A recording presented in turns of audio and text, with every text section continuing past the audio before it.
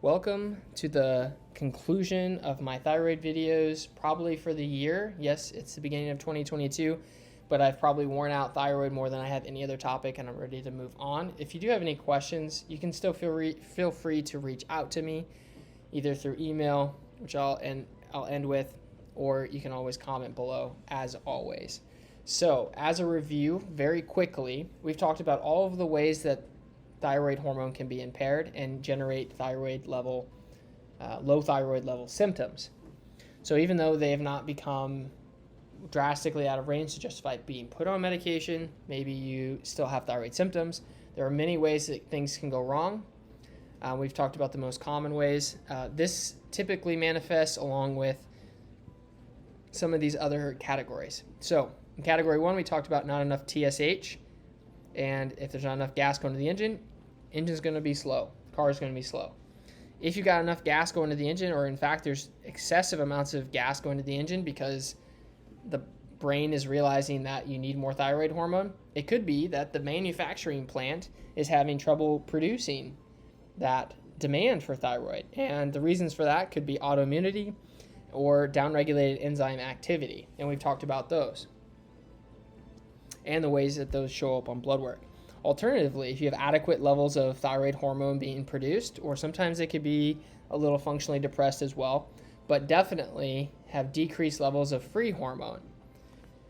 And in the last video, we talked about increased levels of thyroid binding globulin, TBG, and more binding globulin means less free and available hormone. And that's where all of these other markers could be normal, and you have functional thyroid problems because you don't have adequate levels of free hormone. But what if everything else is normal? Even the free levels.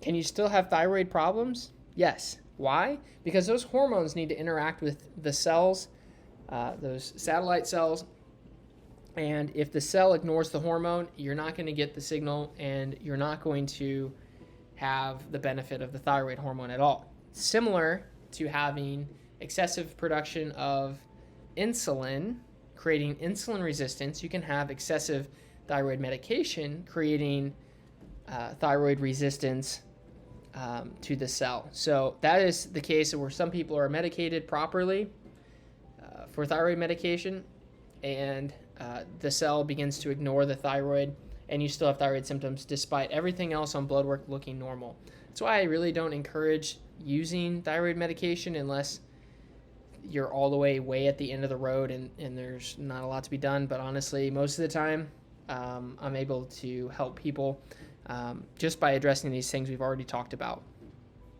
So additionally, aside from taking excessive amounts of thyroid medication or prolonged medication use, the other things are very easily could be a low vitamin A. Vitamin A deficiencies could cause receptor cell resistance. So that would be an easy solution, just taking some vitamin A. That does show up from time to time. Inflammation and cortisol. This is something we talked about extensively in category 1. So I'll go ahead and link that video and you can watch that just because we'll get into another 10-minute. We'll add 10 minutes to this video just by going through that stuff. So I really want to, but I'm going to hold off on it.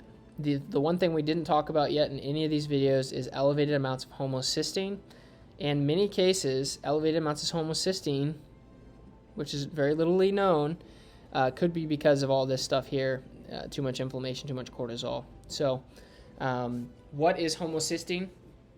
It is something you can measure in blood work. It's considered to be a cardiovascular marker.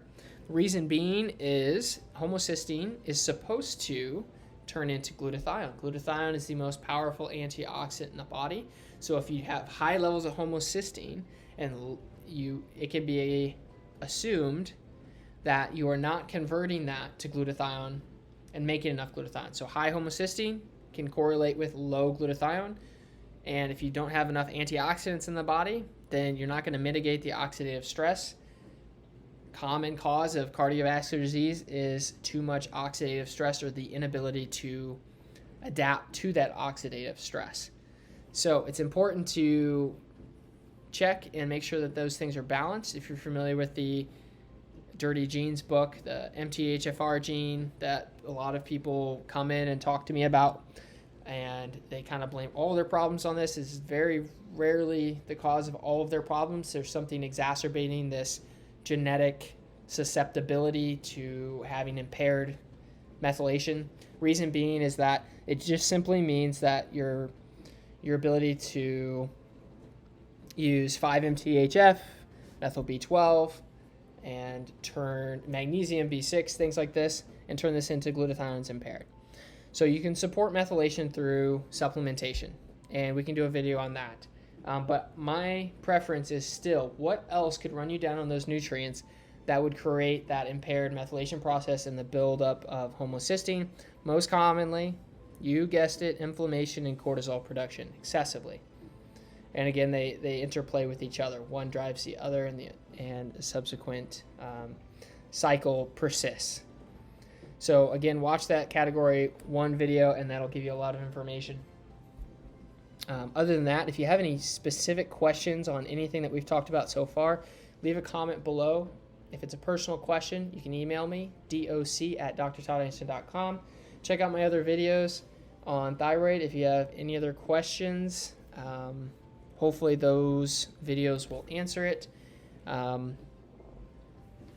After this, I think we've pretty much exhausted all of the different ways that you can go wrong with thyroid, and it's probably the most complete series that you're going to find on thyroid. So if you've enjoyed these videos, if you have gotten any value out of them, please hit the like button, subscribe, hit the notification bell if you want to be notified of future videos, and we'll see you in the next one.